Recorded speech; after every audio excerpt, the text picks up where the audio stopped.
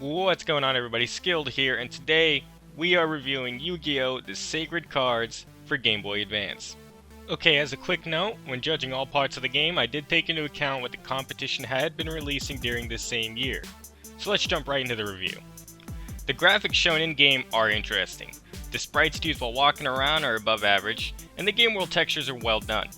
I really like the animations shown during key dialogue events, where the characters' eyes would blink and their mouths would move. That was awesome. The duels themselves are a bit unappealing, but the card portraits were nice and filled with a lot of details.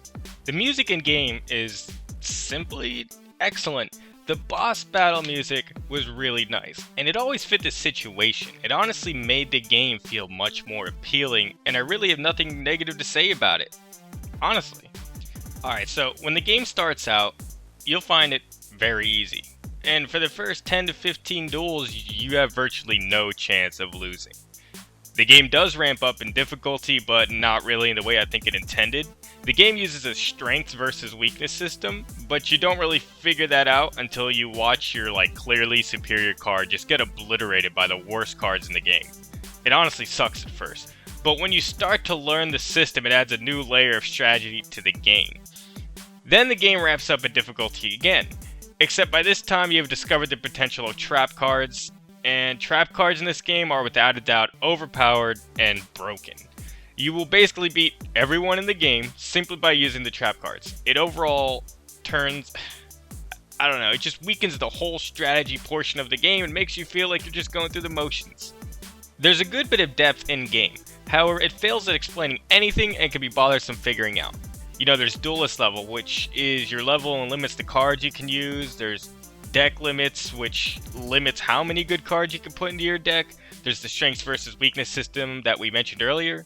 There's a few other minor things, but those are really the key ones. So, maybe it sounds good on paper, but the deck limit is what helps the trap cards break the game. Trap cards just cost a very low amount to put in your deck, and you should most likely, they should most likely be at least 5 to 10 times higher costing than what they are.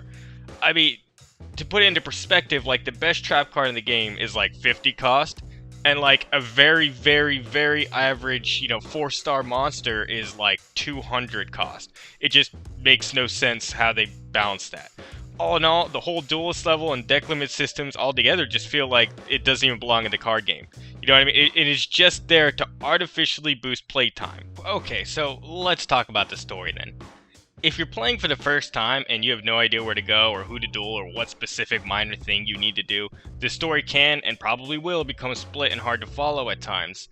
Essentially, you and your good pals Yugi and Joey are trying to make it into the tournament being sponsored by Kaiba. You must find 6 locator cards by defeating main characters from the Yu-Gi-Oh! TV series.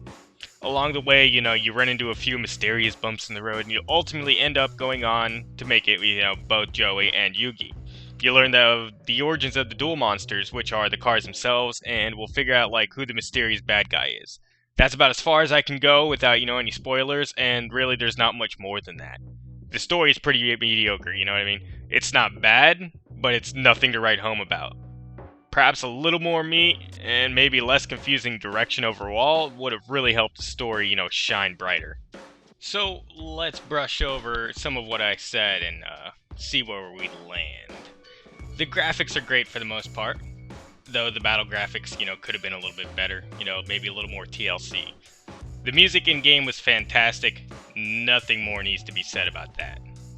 It could have been way more addicting if it wasn't for the broken trap cards. Honestly, they are that game-breakingly overpowered that I don't think I could do more than one playthrough. The strength versus weakness system was pretty cool, even though it was a giant curveball. The artificial time boosters, however, were not very cool. The depth of the game had potential, but trap cards OP and whatnot. The story has basically no meat on the bone during the first half of the game. It does spice up in the second half though, and is assisted with the great music and animated dialogue. The game is easy, not by design, but because the broken system set in place in the predictable opponent decks. I highly recommend against using guides, as it would make the game even easier. I expect a challenge and instead was given a very easy go through the motions type deal. So that leads us to the verdict. A card game should be difficult, or at least require thought. It should probably explain some stuff too. The sound and graphics carry the game to a 6 out of 10.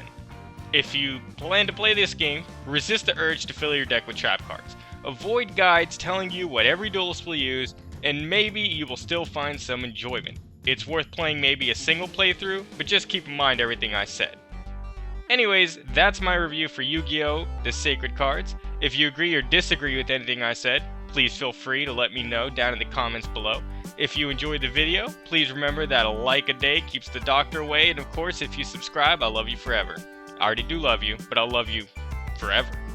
Thank you so much for watching, and stay crisp out there.